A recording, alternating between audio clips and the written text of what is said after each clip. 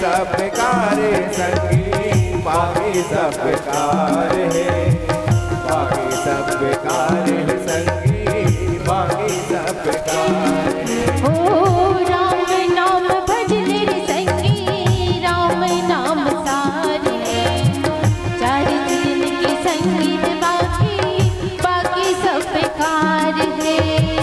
बाकी सब बेकार है संगी, बाकी सब बेकार है, बाकी सब बेकार है संगी,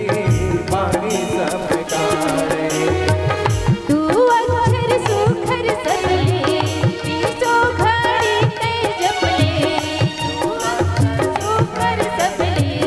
तीसो घड़ी ते जपले रे, मोर संगे रे चोला तर जाने राम के नाम मां, रे संगी चोला तर जाने राम के नाम मां।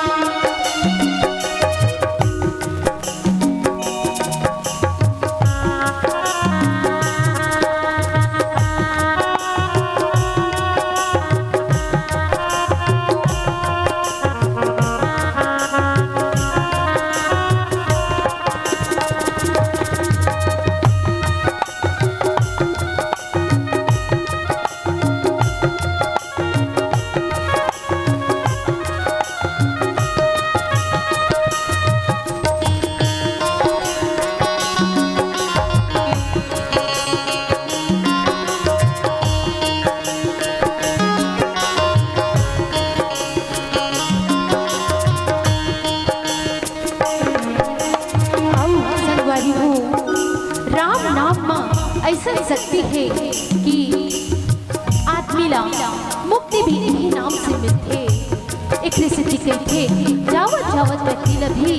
राम नाम सत्य के नारा लगाए जाते। का कहते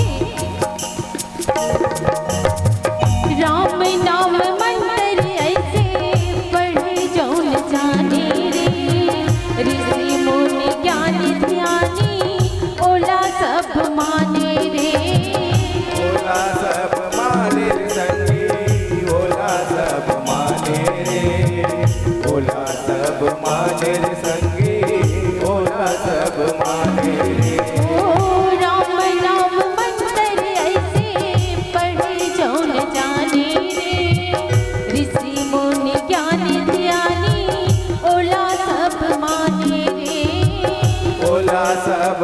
माने रे संगी ओला सब माने रे